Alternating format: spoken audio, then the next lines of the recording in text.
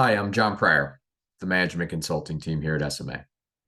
The most influential woman in my life is my wife. I like to call her the heart and soul of our family. She's relentlessly positive. She's forward looking. She's execution oriented. It doesn't matter if it's for work or for our personal life. She always has a vision and she always has an action plan to get to it. Uh, that's what makes her the greatest to me. Hi, I'm Alan Berman of the Management Consulting Team. One of the influential women in history that I'd like to highlight today is Rosalind Franklin. She was a chemist and X-ray crystallographer, and she worked closely with Watson and Crick to really discover the structure of DNA in the 1950s. Hello, everyone. I'm Paul Kodak. I'm a member within SMA's management consulting team. And I'm also a longtime fan of a show called 30 Rock. It's a sitcom following the character Liz Lemon, juggling all the demands of her work life and her personal life in an attempt to have it all while serving as the head writer of a fictional NBC sketch comedy show, The Girly Show. Now, my pick for an astoundingly influential woman is not the fictional Liz Lemon, but rather the woman who both created her and who portrayed her in the show, Tina Fey. Now, Tina Fey created 30 Rock loosely based on her own experience on Saturday Night Live, naming her show 30 Rock in reference to 30 Rockefeller Plaza, which is the New York City address of NBC Studios, where SNL is produced. Tina Fey joined SNL as a sketch writer in 1997, and 2 years later, she became the first female head writer in the show's decades-long airing. And if that wasn't accomplishment enough, Tina Fey also became a cast member herself in 2000, where she co-anchored that mainstay Weekend Update segment with Jimmy Fallon at the beginning. Now, when SNL celebrated its 30-year anniversary in 2015, Rolling Stone published a ranking of like the 140 plus cast members that had starred in the show up to that point. And they ranked Tina Fey at number 3, beating out comedy heavy hitters like Bill Murray, Phil Hartman, Mike Myers, and Dan Aykroyd. But Rolling Stone is not alone in their accolades to her. Among countless nominations, Tina Fey's work as a comedic powerhouse over all sorts of media has earned her 9 Primetime Emmys, 3 Golden Globes, 5 Screen Actors Guild Awards, and a 5-week run at the top of the New York Times bestseller list for her memoir in 2011. Now, at 40 years old, she also became the youngest recipient of the Mark Twain Prize for American Humor. Tina Fey has made such an impact on popular media that it's actually tough to imagine the state of comedy without her. My own sense of humor has been shaped by SNL skits growing up, by Mean Girls quotes, by the absurdity of 30 Rock, and really by Tina Fey's overall brand of self-deprecating humor and her sardonic wit. Now, an insanely intelligent, insightful, goofy, and entertaining woman, she's proven time and again that comedy is not siloed between the sexes. Women's humor is not a separate category. Jokes about women are not at the expense of women. She's shown that punching up is cleverer and really more satisfying than punching down. Humor is humor, wit is wit, and funny is funny. And certainly, as far as comedy goes, Tina Fey does indeed have it all. And that's why I think she's very influential and a great pick for Women's History Month. Hello, everyone. I'm James Dickey, the latest addition to the Management Consulting Team. Today, for International Women's Day, I would like to speak about Virginia Hall, member of the Special Operations Executive, the Office of Strategic Services, and the CIA. And as you might imagine, a complete and all-around badass. Virginia Hall was born in 1906. She was a graduate of Radcliffe College, that was then the women's version of Harvard. After she graduated, she worked for the State Department overseas as a clerk in various and sundry countries. And then with the outbreak of World War II, considering she spoke 3 languages, among them French, fluently, she volunteered as an ambulance driver for the French army. With the defeat of France, she then managed to find herself recruited by the Special Operations Executive, the SOE, which was the nascent special operations organization for the British military. Under their auspices, she set up shop in Lyon, in Vichy, France, where she ran source operations for over a year and was actively pursued by the Gestapo in many instances. But her ability to recruit sources, but also to sense danger, meant that she was able to build a wide network within the country that reported on the ongoings of German activities in occupied France.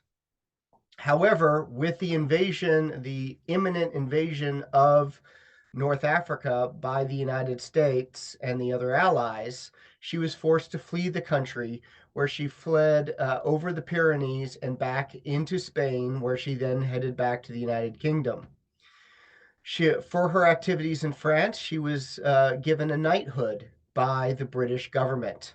But that wasn't enough for her, because in 1944, she went back to France again under the auspices of the Office of Strategic Services, where she helped recruit partisans, train them, and served as a communications liaison between French resistance and the Allies, where she was incredibly successful of that and stayed there almost through the end of the war.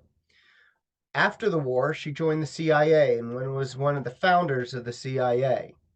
But I would have to tell you that everything was not perfect for her, as she suffered significant bias and discrimination throughout her career, starting with her time at the GSOE, to her inability to get respect in the OSS. And though she joined the CIA, she was frequently overlooked for promotions because of her role as a woman.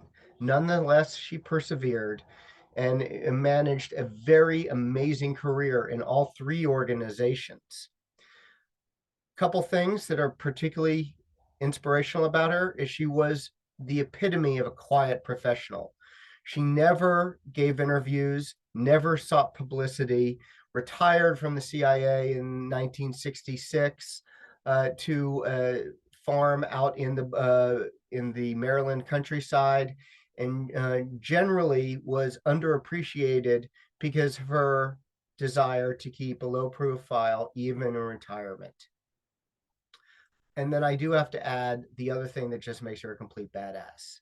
Well, before World War II, she lost a leg due to a hunting accident she had in Turkey, to the point where her leg below the knee was cut off, and she had a wooden prosthetic that she named Cuthbert.